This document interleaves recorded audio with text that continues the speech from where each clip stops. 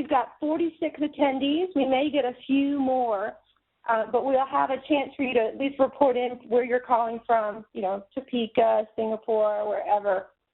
But here we are. Here's our photos for today. Again, I'm Elizabeth Russell, and I lead up Emerson's Change Leadership and Strategic Communications practice. And really over about 25 years, I've seen how some of behavioral science teaches us key techniques that have worked across industries. So we're talking about messaging, and that is rooted in psychology and behavior science. And I've noticed that it really works across countries. I've worked about 6 years in Asia out of my 25 years, the rest of the time being in North America. But I've also seen how behavior science and change management and strategic messaging have worked equally well in telecommunications and consumer products, hospitality, energy companies, government entities, high-tech companies. So really, we know we've got a diverse participant mix here, and part of our specialty is to work in this space across industries with leaders. With that, I'm pleased to have one of our resident experts in communications here with me, Lisa Westerfield. Thanks, Elizabeth. I'm actually still laughing at the photos for today. Are you going to stand that way the whole webinar? They told me to lean forward. I'm not a natural model. Hi, everyone. This is Lisa Westerfield, and I've got about 20 years in change management and communications, predominantly with Fortune 500 consumer, corporate, and technology companies, and that's both internally and externally facing. I've been with Emerson for about 4 years and specializing in change communication. I primarily work with clients on leadership coaching, change diagnostics, communication strategy and planning, and a lot of what we'll be talking about today, which is building the right message to strategically align your stakeholders and reach your audiences effectively. Well, we have a lot to share today. Thankfully, we're going to sit down. All right, well, let's jump right in then. Today is about message and mastery. So in the next hour, what we want to share with you are some of our best practices for aligning your leaders, your sponsors, and your project team around a very simple core message that's both easy to remember and easy to communicate to your audiences. Or specifically, these are our objectives for the day, how to avoid the pitfalls of poor messaging, how to identify the 4 key elements of great messaging and communications, and then how to position yourself with 7 steps to reach hearts and minds in a concise and compelling way. So we're going to go through each of these objectives, and then we'll tie them all together at the end. Well, at the risk of being negative, we really want to caution against the pitfalls of poor messaging. And here's just a collection of things that we've seen. Some of them may resonate with you. If we had the benefit of all on the same phone line in a two-way or in the same room, I'm sure all of you could share some stories to curl our hair. But we just wanted to share some cautions that we've seen over the years. But before we get to that, we do want to show an example with a great deal of respect for leaders in a really tough situation. Tony Hayward, unfortunately, has gone down in history of being memorable for really the wrong reason. And technical difficulties prohibit us from showing the video. But this was a news reporter interview with Tony Hayward. If we think back to April 2010, there was an oil spill, an explosion, and an oil rig sank in the Gulf of Mexico. And oil was gushing for a dreaded 87 days. And during that time, Tony Hayward was giving an interview very much appropriately saying, "We are so sorry." But the interview continued, and he kind of got off track and said, "You know, no one wants this to be over more than me. I would really like my life back." And I think the whole world just paused when that happened, and a great deal of anger and anxiety came out of that. Tony Hayward's no longer with BP, but we all can feel empathy for being in a tough situation on camera under stress. He probably had his message points developed about crisis and tragedy and speed to answer and commitment and restitution, but we all stumble with stress. And this is one reason we could develop clear message points, clearly pointed at the audience in mind. The interviewer probably made him feel really comfortable, as if he was talking to a personal friend, but really he was off message here. And so, again, no one wants this more than me. I'd like my life back. And so we're going to tie back to this example because we've all been under stress and see how we can avoid the pitfalls. That's a great example, Elizabeth, of clearly the biggest pitfall is just simply not staying on message, and especially when you're under duress. It's very easy to get distracted. So, but let's talk about a few others. These are the top four that Elizabeth and I have most commonly seen over the years, and they are, the first is force-fitting your audience. I think we all know the number one rule in communication is know your audience, right? Well, it's important to be clear about how your audience is identified by location, by function, by their level or job level, by how they'll be impacted by the change, so the message can be tailored accordingly.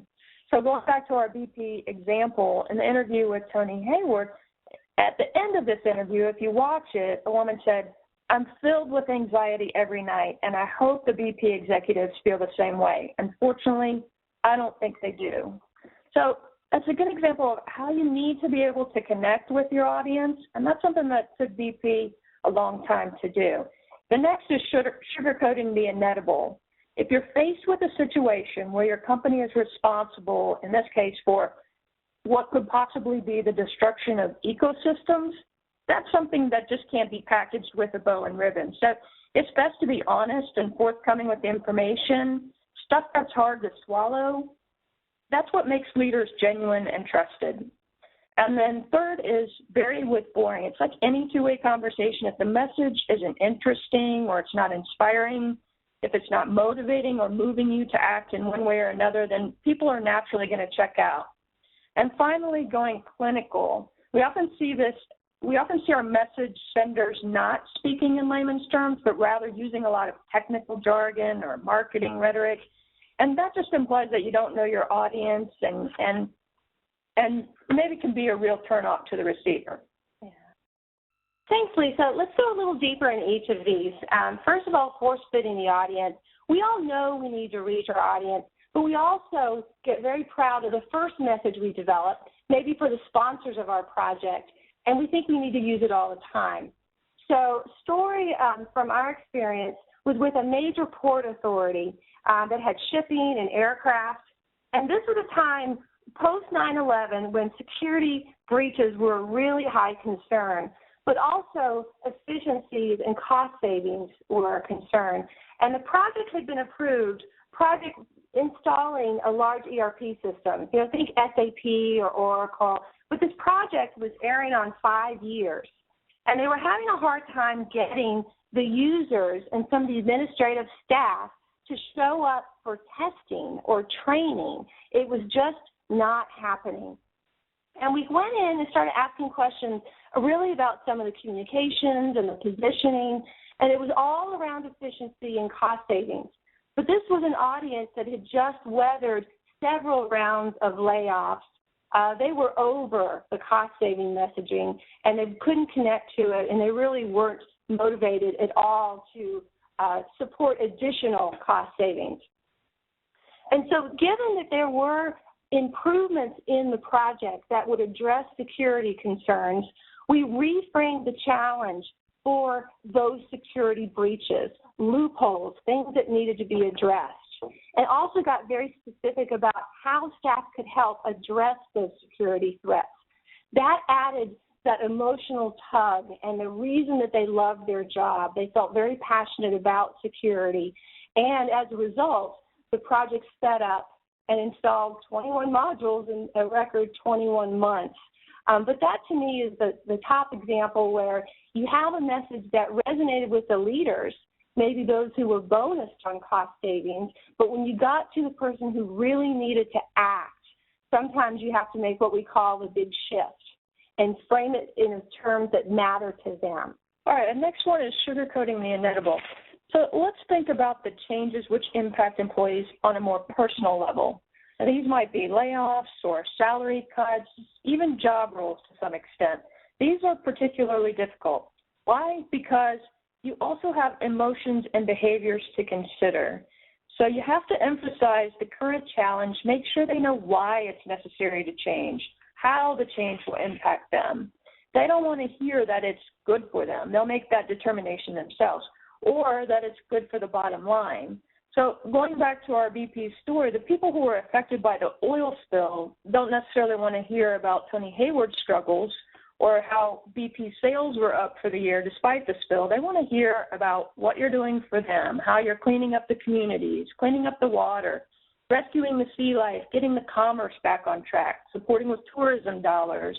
It's all about what's in it for them. I'm going to get nightmares from these lollipops. I know.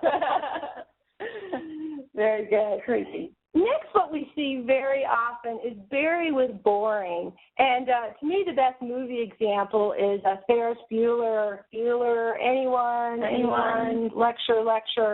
Lectures lose every time. We know that. But when we get nervous and we're really proud of our accomplishments, we will overtalk and we will share lots of details and facts about how hard we worked, how great the solution is, but we really can miss our audience. And so we've got to be vicious and strict about what content we include. Harvard economist, I don't quote economists all that often, but Harvard economist Henry Brzezinski said, never underestimate the difficulty of changing false beliefs by facts. You can bury someone with facts, and they're not going to change their mind. They get overwhelmed, they tune out, and they weren't intended for them.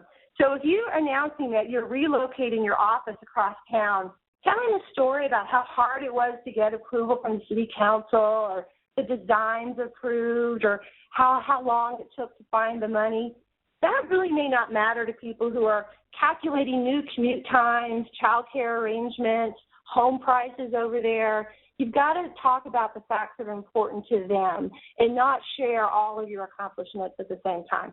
And then finally, speaking of facts, I was going to say, speaking of facts, that's a great quote.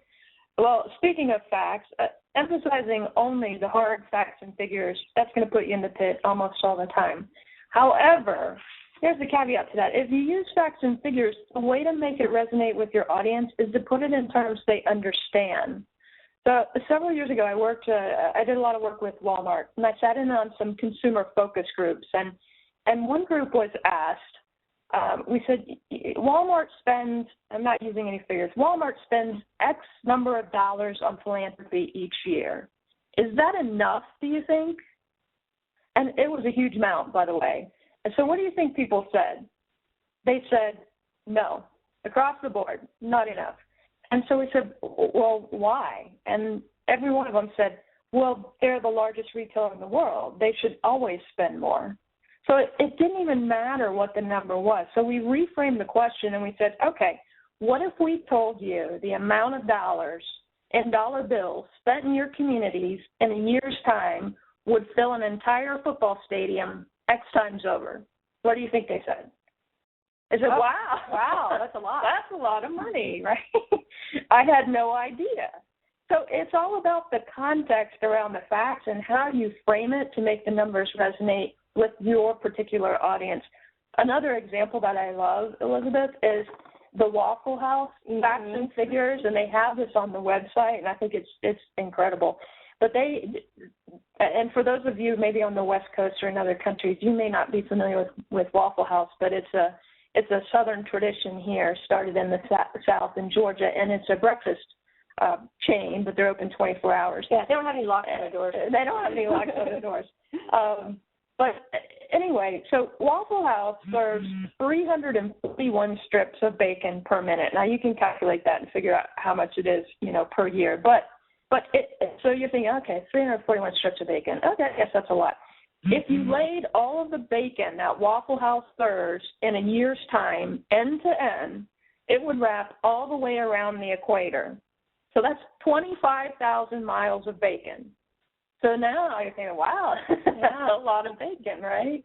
Now I've lost everybody because thinking about bacon. Right. But you warmed up the data. Yeah. Yeah, we like to warm up the data. Right. All right, well, speaking of data, we're going to do a quick non-scientific poll for you. So we've got however many, 62 experts here on the phone, all with a lot of experience. So give us some feedback. Of the 4 pitfalls, which have you seen most recently?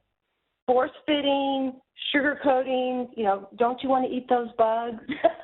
Vary with boring, clinical or unemotional. What have you seen most often? Your poll is open now. We needed music.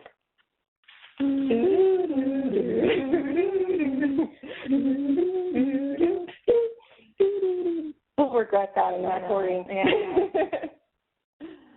Excellent. Okay, I think we've got a few more seconds. I can't see the results yet. But we know if we all would let you talk, the examples could go on and on. And so, thankfully, our next topic is how do we avoid these? Because we're not going to go in the pit and just wallow in it. But we are curious about your experience. It looks like we have just 15 seconds left. I know it's a really tough decision. This full time is dangerous for us. Ryan's going to open up the phone lines in a minute. Yeah. Oh, here we go. Survey says, we've got an interesting distribution. We don't have any clinicians. That's excellent. Sugar coating, force fitting your audience. Sugar coating and bearing with boring are our 2 top answers. Well, it probably makes sense. We've got a lot of communication professionals here, and hopefully we're all guarding against the audience trap. But there is a lot of sugarcoating along. Unfortunately, many of our projects are in tough situations, ones that include layoffs or restructurings. And we all know that any change will be met with resistance. And so really having a way to avoid that pitfall is top of mind. And that's tough, Elizabeth, especially for us communication folks, because we often kind of get pushed to the sugar coating, don't we? We do. So key thing is we frame our message is to make sure that, there's no sugar involved and it's authentic. So let's move on. So 1 out of 3 objectives done. We now know what the pitfalls of poor messaging, and now we're going to take that high interest in avoiding that and consider really what the 4 elements of great messaging are, and then we'll, of course, move on to 7 steps on how to do that. So really we're going to focus on the knowledge that change is hard, but really staying on message isn't. And really we use a message frame for this, which is really deceptively simple, but it's a very insider activity. We typically do this with sessions with leaders, as quick as 2 hours. I've seen it take all day. Usually it takes about half a day. For leaders to get in a room and really we pull the message out of them. They know all of these things, but unless we get some guideposts for them, they're not going to stay on message, and they rarely will be alignment with each other. And so we will do a half-day session to pull that out because we want them to make the message their own, but we also know they have to communicate in hallways. They won't have our beautifully written email in front of us. They won't have that PowerPoint. So really the 4 elements have to fit kind of in a frame, and there's 2 reasons you use a frame. One is that we've got to focus attention on a few points, and secondly, there's 4 corners in a frame, and so there's 4 elements that we need to boil that message down. That question about what would be interesting and not boring really comes down to 4 key elements. We want it to be easy for leaders to speak from the heart, but we also want them to really be on the same page and talk about the same problem and the same solution. So we start with a frame in mind with the vision that they'll use the same key points but make it theirs, their stories, their examples, their favorite phrases. So we're going to show you a couple sample frames and then later show you the steps to get there. And so really we have four corners of the frame, and every one of these matters. And we know that in change communications, we have a lot to say. But we developed some of these methods not in crisis communications, but really they came out of politics. As you boiled down a candidate's key message into a few talking points, we applied that technique over to change communications. And usually there is four, possibly three. Sometimes the solution and the approach get blended, but it's three or four major points that if it's not there, it's just incomplete. So what to use in our four cornerstones? There are four must-haves. First is the challenge. It's really the problem statement, the current state, the push to change. The second is the solution, which is the answer. What do we need to do to solve the problem? Sometimes that's easy and obvious. Sometimes I've seen leaders really be on different pages that the solution is a system. The solution is a new process. The solution is new behavior. So really getting on the same corner of your page of what that solution is can be a challenge. It also needs a link to the behaviors that we want. Third is the approach. This can kind of sum up your change program and make your solution seem attainable. How are you going to get there? And that is an area that often gets sugar-coated, because if we make the change look easy in a group that's really weathered a lot of delays and missteps and cynicism, this one can be really challenging to get there. It can't be sugar-coated, particularly if it's going to be a long road. And finally, the result. That is the inspiration. We can't leave that out. But it's also as detailed as you can make it. What is it going to look like? What benefits are we going to see? What are we hearing from customers when we achieve this? We've got to have a dose of that inspiration and the pull with the challenge and the problem. And so if you've got a key word to sum up all of these, it's going to help the leader remember that group session where we talked about the stories and the phrases and the words. And so if you've got a trigger word to remember, you'll remember the notes that come behind this that have the facts and the stories that you can warm them up with. So this really is the deceptively simple frame, but we're going to put it to use, possibly a little malpractice. So if we go back to 2010 to our friend Tony at BP, we knew he had some talking points, but really we thought we could illustrate this frame. How could that have gone better if he'd had a message frame to reference? So we'll walk through here. Sometimes a pattern emerges when I do these workshops, and in this case the R's emerge, so that can be easier to remember, but it doesn't always. The most important thing is for those leaders to connect with their tips and their facts and their stories. And so for the challenge, there was no sugarcoating this one. The oil was gushing. So it was a runaway problem. It was a crisis. It was a catastrophe. It was unending. And that was just pure honesty to say, this really is a runaway train. This is a disaster. And so when the comment came to say, I don't think BP's executives get it, that is the problem you've got to guard against. If you don't say, look, this problem is deep and bad and vicious, then people won't really believe that you get their problem. So that's the challenge. The solution for BP was repair, remediation around the clock, getting in the best experts, no cost avoided, working on the answers, caring for the families that were impacted. There were deaths involved during the explosion. So really repair, remediation.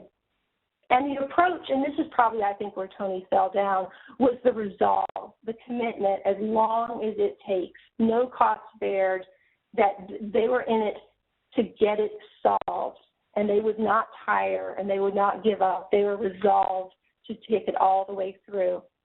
And, of course, the result was a restitution, restoring safe and solid safety practices, of restoring the environment, of taking care of the economic damage.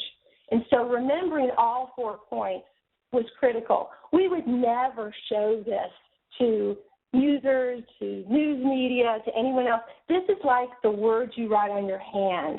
when you're taking a test to make sure you don't forget one. So really what you do is you have communications that flow out of this. But if you've got all four pieces, you know that you're complete and you know that you're authentic. And, you know, Elizabeth, it depends on the scenario, too. In this situation, a lot of times we're so reluctant to admit there's a problem. It's part of our culture, right? But in this situation, you have to admit there's a problem. But in many instances, in many changes, you may come up with the challenge, solution, approach, and result, and then you might lop off that challenge. So your story is really about the solution, approach, and result. So it just depends on what you're dealing with. True. So let's see how this applies to a business setting. And so we're going to tell you a transformation story. We've got a historic client for us that is a company with a large portfolio of brands, really a large leader in its space, not necessarily shoes. But one of its brands, a really important brand, had lost its luster. It couldn't keep pace running the equivalent of a marathon in worn-out, old-school sneakers. It really needed a story to fuel its turnaround. So let's talk about this story to reclaim the lead for this client.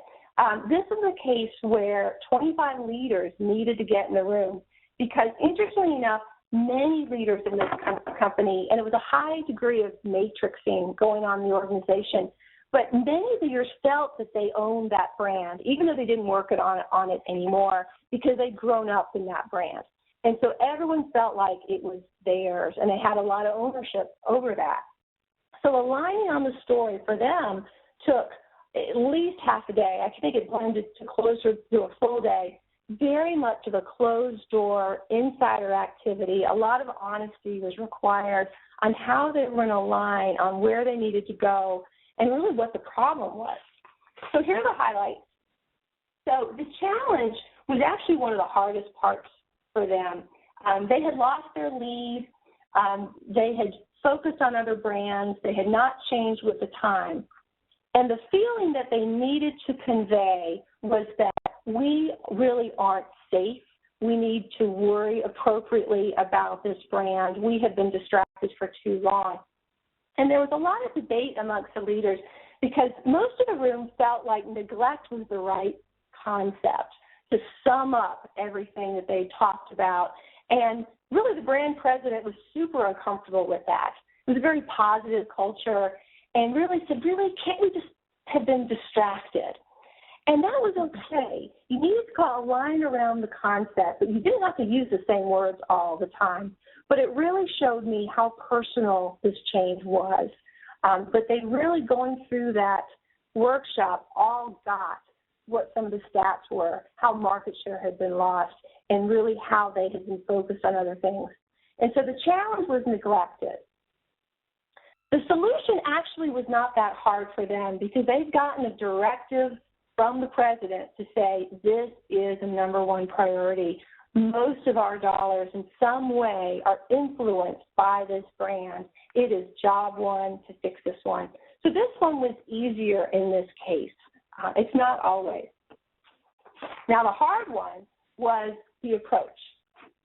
And that was because the culture was going through transition. There was a mix of kind of old school and new kids. The new kids wanted boldness and innovation. They wanted to go after a younger generation of consumer, and so they wanted all boldness. And old school really felt kind of threatened and possibly left behind. And so really it took a long time to land on how could we strike this balance. So committing to bringing people along, but really revving up the innovation, being more bold, being less prescriptive. There was a lot of checklists in this culture, and innovation doesn't thrive with a checklist. And so the approach really was summed up by balance. But that word triggered for those executives some of those conversations about those two polar opposites that they needed to keep both in the air. And then finally, the result wasn't that hard. They wanted to regain their lead. They wanted to leapfrog ahead, but they also wanted to inspire their workforce that this was just the beginning. This was the way to win, and they were going to continue to win. So this is just how the frame works, kind of in a corporate setting. So I'm curious, based on your experiences, when we include facts and stories, we can vary the level of emphasis, but more important, are we complete in our messaging? So of the 4 cornerstones of a message, which do you think gets left out the most often? So challenge, solution, approach, or results. Please open the poll. And then, of course, option E is no one more than the other. So this is pure opinion about which do you think gets left out the most when you think about communication in the media or in your companies. What gets left out? So we'll let the poll run a little bit. And we are going to be staying after the webinar. If anyone has any Q&As that they'd like to text in, we're going to stay in afterwards. And we are going to move from some of these case studies into one that we show you as fast as we can, the 7 steps of making sure you have the right message. Because as much as we want leaders to stay on message, it is definitely an art to make sure you've got the right message. Yeah. Sometimes it's hard just to get the people in the room. Absolutely. Yeah, and unfortunately, we tested some videos in our webinar, and they didn't work so well. It took a long time to buffer. So this next case that we're going to show you, actually these other videos, I know the next one is actually linked to Trish's blog. Yes. But otherwise, we'll give you a place to find it on YouTube. I had colleagues who were bragging that their wireless was faster than my wireless because mine really lost that battle. Oh. And others did. So here we've got some answers. Oh, the approach is left out. That is very interesting because a lot of times when we speak with change professionals, they are very much interested in sharing the change strategy. And so the approach does get left out. My number one was the challenge. Americans in particular are very optimistic, and it is difficult to call out the problems, particularly if it was of your predecessor, if it's of a colleague, if we think it really puts someone on the spot. So a lot of times the challenge is missing, and a fair number of you pointed that one out. But the next one for me was approach. But obviously they're all 4 important, and we did get a couple answers there that no one more than the other. Situationally, they're all equal, but we need them all. But number one for me is the challenge is missing. We had a client, in fact, just last week ask us, do we have to have the challenge in there? Because when you say solution, that means there's a problem. Exactly. And we went, bingo. Because in that situation, there clearly was a problem. And that, to me, signaled that those 4 executives there were not in alignment of what the problem was or if they even needed a solution. So that was a light bulb moment for me. Okay, so let's move on. We have touched on the pitfalls. We have hopefully drilled the 4 key elements, and we're going to bring those to life with a point of how to get the message right. Now, Lisa, can you do something about this blood donation problem? My grandmother's going in the hospital, and they just don't have enough. Oh, well, if your grandmother's, now I know someone, so I can donate blood. That's right. Yeah, I think we can. In fact, we're going to do it together right now. So I love this photo because it's a great lead into our next case.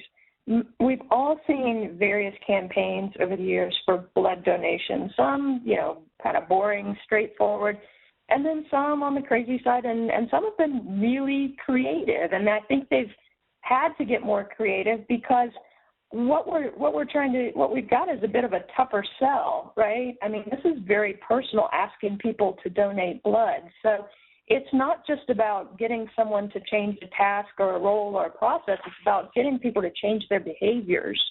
So the more personal the change is, the more complex the change is, the more communication that's required to make the change and then also to make the change stick. So our next objective then is we're going to take you through a little bit of a lengthier process. These are our 7 steps, as Elizabeth said. This is how we reach the hearts and minds in a compelling way and get to the message, get to that 4-part frame. So this typically takes a lot longer, so bear with me. We're going to run through this kind of quickly, and hopefully you'll have a broader understanding of the cake making that goes on behind the scenes. So first of all, know your push and pull. How do you push away from the status quo and pull to your desired outcomes? And then what are the impacts to the change? We're going to look at the behaviors and how we define the behaviors. This particular case is a great example of changing behaviors. We're going to look at our target audience. Remember, our number 1 goal in communication is know your audience. So, and most importantly, what is the sweet spot? So if you think about the sweet spot in your target audience, if you're thinking about an election campaign, you might call those the swing voters, the ones that have the most opportunity that you have to influence. And then we want to look at the good, bad, and the ugly. These are essentially your benefits, challenges, and hard truths. We want to leverage our culture. I like to say that culture is like a waterfall. You don't change it necessarily. You harness the power of it, and gradually it will shift over time. And then finally, we're going to frame our story, and that's the 4-part message frame, and then bring our words to life. All right, so let's apply these. Here is our case, and some of you may already be familiar with this. This was a brilliant campaign a couple of years ago by Leo Burnett, and we really like it because it's a great way to show behavioral change in the context of something that we're all familiar with, which is donating blood. So here's our scenario. The blood banks in the state of Bahia, which is in Brazil, are depleted. So people are not donating blood. It's a nationwide problem. The state's beloved soccer team, which is named Vitória, has agreed to help out. And we're going to use, by the way, the American term soccer rather than football, so we don't get confused. Sorry. Mainly so I don't get confused, right. And so Vitória, in conjunction with the health secretary of Bahia, they're creating a campaign to drive blood donations. Now, here are a couple things we know for sure. People typically don't give blood unless they know someone who needs it. And you think about if you've given blood and if you've known someone. I mean, I know that's true with me. And then males give less often than women. So that's true in Brazil. So first of all, let's go through the 7 steps now. First, the push and the pull. The push is the problem. Remember, we have to be willing to name the problem clearly. So we must push away from the status quo and that tendency to resist. In our case study, the push is that we can't get people to donate blood. The pull is the positive part of the strategy. That's what we're aiming towards. We want to pull towards the desired outcome. So leaders are responsible for both the push and the pull. So in our case study, the push is that we can't get people to donate blood. We want to pull people to donate by changing their behaviors and the way they think about donating blood. Our leaders who are driving this effort, again, are going to be the Secretary of Health for Bahia and the leaders of the soccer team, Vitória, which are really essentially the athletes or the players. And they're the ones that are going to leverage, we're going to leverage the team's power to motivate people to donate and bring clarity to the fact of not donating. All right, so now this case is very important for this step. We want to change the way people of Bahia think, act, and feel about donating blood. Behaviors are the critical component to this change because, like I said, the act of donating one's blood is a very personal act. So first, we need to think about the impacts to changing behaviors. Secondly, we need to identify the triggers that are going to prompt the citizens of Bahia to change their behaviors. And then we need to reinforce the behaviors. Very important. We have to reinforce the behaviors to make them sustainable. Yeah. So we want them to think they are contributing to something big. We want them to act in a way that makes a difference. And we want them to feel like they are team players, feel like they're appreciated, feel like they're recognized for their contributions. Yeah, we use a DNA symbol here because sometimes the behavior changes are very deep. They're very intrinsic. So if we're asking someone to really change their DNA, we need to apply a lot more change support for that. Right. All right, let me ask you, what do we know about our target? So let's talk about our target for the change. And if you'll use your chat on the bottom, and I'm going to go back to chat myself. Let's see. So use your chat box on the bottom. Text me some answers. Knowing that the soccer team Victoria is on board, and it's obviously the fans of the soccer team that we're targeting, what could we say about these fans other than they love to wear face paint? What are some demographics? Who are we looking at? Women donate more, so men is the target. That's right. Passionate, absolutely. Healthy young men. Not afraid of needles. Not afraid of needles. Winners, yes. But usually intoxicated, yeah. Hopefully not when they give blood, but nice. In support of their team, risk takers. Good, interesting. There might be some dads out there. There might be some family guys out there. Yeah, so we've got healthy adults. We've got predominantly males. Focused is a good one. Passionate about sports, passionate about family, probably influenced by their children, clearly influenced by heroes, right? Athletes. Kenny's got that. Great. I think he's copying you. Oh, that's Kenny for you. Yeah. All right. Well, all great answers. Let's move on. So now let's talk about the good, bad, and the ugly. And this is what we refer to as the benefits, the challenges, and the hard truths. So, for instance, we would benefit from the loyal fans and the community-minded culture of helping out our friends and our families. Our challenge might be timing. The blood banks, they're depleted now. How do we ramp up and activate our message quickly, and how do we sustain it? So timing might be a real big challenge for us. Some hard truths, and you know, this often relates to culture, and this is where culture and history play a role. But our hard truths might be something around what our facts and why people don't want to give blood, or why men give less than women, why we've reached such a low point in the donations, why we've gotten to this point, and culture and history, that might play a big role in this. So the key is to spend the time to figure these out. And, you know, going back to our pitfalls, a message that misses the ugly might fall into the pitfall of sugarcoating, whereas a message that refers to the benefits for leaders as opposed to users might be a force fit. Well, it's also for that audience. This is not the benefits for the patient. There's patients waiting, which is a problem, but this is the benefits for the sports fan. That's right. All right, culture is the big one. So we want to make sure we're leveraging our culture. Use your chat box again. Tell me a little bit about the culture of Brazil. How would you describe in one word the culture of Brazil? And a lot of these, soccer crazy, definitely. Vibrant, free-spirited, proud, good one. Festive. Yeah. Happy. I haven't been. I want to go. I do too. Colorful. Patriotic, yes. Excellent. I like that waterfall analogy. So think of all the things that they could harness. Yeah. This many cultural attributes.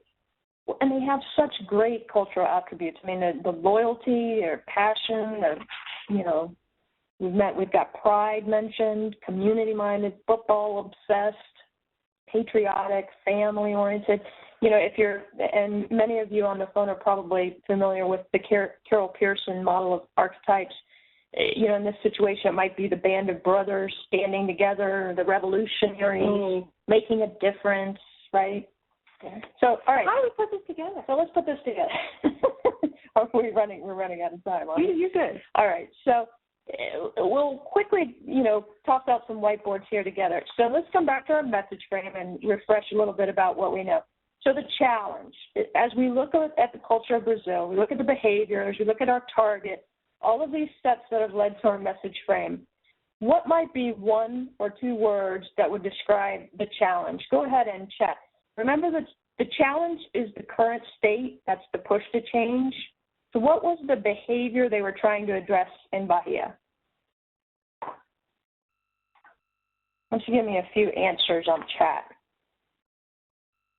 Words around the challenge. Words around the challenge. Yeah. Hopefully making them feel like we can do better. Yeah, reluctance to donate, yes. No donations. Mm-hmm. No one donating. Perception, yeah. Lack of engagement. No interest. Only donate when they know someone. Yeah, all great answers. So as we're going to fast forward a little bit. So here, Elizabeth told you she likes things that start with one letter. So here are the 4 P's. So here's what we came up with: passive. And what's going to happen here is you've all come up with these great answers, and you know what? They're all right. So it's a bit subjective, right? So that's why we suggest you get your project sponsors, your leaders, your core team, all the decision makers in a room, and kind of hash out what that word's going to be. Did they cover the words until they land on the right word for each? And then from there, what happens is you're going to take each of those words and develop a grid. And on this master grid, you're going to have those words followed by a column with your keywords and phrases, another column with your supporting facts and examples, and another column with your behaviors, and those are your feelings that each word invokes. And that, in a sense, gives you this buffet of words and phrases that you'll use to build all of your communications from there. We didn't put this grid up there because a lot of us can't read that small, but we're happy to share an example with you if you'd like. So in this particular case, then, what we came up with is passive. So, you know, the think and feel might be, we can do better. Blood donation is important to my community. My team cares. I care. Some words and phrases might be, we've been passive. We've been unaware. We've been uneducated. We've been indifferent. We just didn't know any better, right?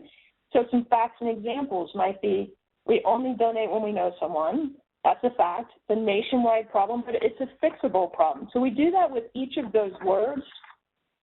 And then what happens from there is we bring the message to life. So knowing that we respond visually to messages, also think about, as you're storytelling, how you might bring the story to life visually or metaphorically.